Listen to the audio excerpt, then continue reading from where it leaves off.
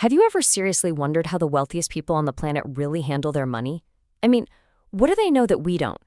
Well, it might not be nearly as complicated as you think. Today, we're going to break down a framework that could totally change the way you look at your finances forever. So, first things first, who are these wealthy people? Well, if you look at the data, a really clear pattern just jumps right out. The huge majority, we're talking 75%, are entrepreneurs. Another 15% are investors. You see what's missing? The high-paid employee. The one thing that connects the 1% isn't some crazy high salary. It's ownership. And that right there, that leads us to the fundamental secret behind the entire financial mindset of the 1%. It's a bit of a harsh truth, but here it is. If you don't own assets, things like businesses, stocks, real estate, then you become the asset. The system is set up so that you're the one being owned. I know, modern-day slavery sounds super dramatic, right? But just think about it for a second. That paycheck-to-paycheck loop. You know the one? Where you feel rich for a few days, and then you're counting pennies by the end of the month. That's not some personal failure. It's actually a feature of the system, designed to keep you needing that next paycheck just to stay afloat. Okay, so how do you break out of that cycle? Well, there is a way. It's a surprisingly simple but really powerful tool called the 25-15-50-10 rule. And the beauty of it is that anyone, no matter what you earn, can use it to start managing your money like the people at the very top. So let's get into it. All right, let's dive into the first, and honestly, the most powerful part of this whole thing, your growth engine. This is 25% of your income. This is the money you're going to put to work for you, buying assets that grow all on their own. To see why this is so insanely important, let me tell you a quick story about two guys, Billy and Phil. So you've got Billy. He starts investing just $200 a month, but he starts early at age 20. Then you've got Phil. He waits till he's 30, but he invests more, $300 a month, trying to play catch up. Over their working lives, Phil actually puts in $12,000 more of his own money than Billy did. So here's the million-dollar question. Literally. Let's say they both get a pretty standard 10% return each year. Who do you think has more cash when they both hit 60? The guy who invested more money? Phil, right? It seems obvious. Well, the answer might actually shock you. It's not even close. Phil does okay. He ends up with about $678,000. Not bad. But Billy? Billy becomes a millionaire with over $1.2 million. He invested less of his own money, but ended up with almost $600,000 more, all because he gave his money an extra 10 years to grow. That, my friends, is the magic of compound growth. So you're probably asking, okay, great, but where do I put this 25%? The key is to start with a solid base and then expand. For most people, that means starting with something pretty safe and reliable, like index funds. As your money and your confidence grow, maybe you look into real estate, or even better, you invest in yourself to build up high-income skills. The riskier stuff, like picking individual stocks, you should treat that more like a hobby. The most important thing is just to get the ball rolling. But growth is awesome. It's exciting, but it's only half the story. To protect those gains you're making, you absolutely need the second part of this rule, the 15% of your income that builds your stability shield. And this quote just hits the nail on the head. Most financial train wrecks don't happen because of low income.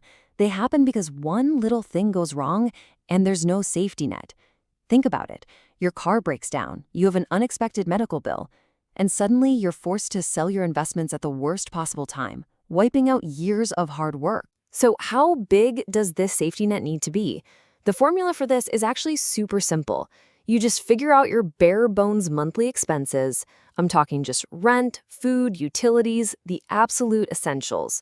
Then you multiply that number by 5. That's your target. That's your peace of mind. And where you stash this cash is absolutely critical. There are 3 rules here, and they're not suggestions. They're non-negotiable. 1, it has to be easy to get to, like within 24 hours. 2, it has to be zero risk. That means it is not in the stock market.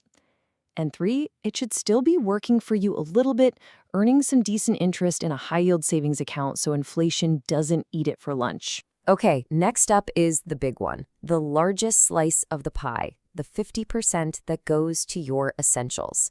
This is where most people get into trouble because this money is supposed to feed you, not your ego. This quote is a total game changer for how you think about money. We're trained to think wealth is the stuff you can see, right? The fancy car, the expensive watch, the big house. But real, lasting wealth, it's completely invisible. It's the stock portfolio that's quietly growing. It's the emergency fund that lets you sleep at night. It's what you own, not what you show. You'd think making 6 figures means you've made it, right? Well, get this. Over 60% of Americans who earn more than $100,000 a year are still living paycheck to paycheck. That's insane. And it proves that a high income means absolutely nothing if your spending just grows right along with it. That's the trap we call lifestyle creep. So how do you fight back against it? Look, willpower is weak. You need a strong system. So before you make any purchase that isn't a basic need, you run it through this simple 3-question filter. First, is this an impulse? If the answer is yes, just wait 7 days. Second, are you buying this for the brand name or for the actual value it provides? And third, be honest. Is this going to genuinely make my life better? It's a simple but crazy effective checklist. And finally, we get to the last 10%. Now, this might seem like the smallest piece, but trust me, it's the glue that holds this whole plan together. This is your sanity saver. The absolute best way to think about this is like a cheat meal for your financial diet. I mean, if you're on a diet that's nothing but steamed broccoli and chicken breast, you're gonna crash and burn, right? Same with money. A plan that's all work and no play is doomed to fail.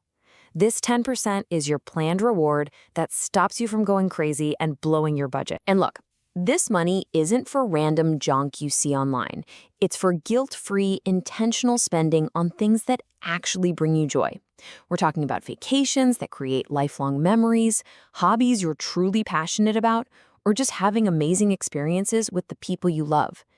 This is the stuff that makes the whole journey worthwhile. So let's just put it all together one more time. You see how every single piece has a crucial job? 25% is for growth, building your future. 15% is for stability, protecting your present. 50% is for your essentials, funding your actual life. And that last 10% is for rewards, fueling your motivation to keep going. It's a complete, balanced system for taking back control. And when you start living this way, your entire perspective just shifts. You start to look at the flashy cars and the designer clothes, and you think, yeah, that stuff might look rich to other people, but it doesn't feel rich. True wealth isn't stuff, it's a feeling. It's freedom, it's security, it's control over your own time. And that really brings us to the final and most important question of all. It goes way beyond spreadsheets and bank accounts. It's a question about what you really want out of life. Once you're no longer stressed about money, once you have that security and freedom, what does rich actually feel like to you?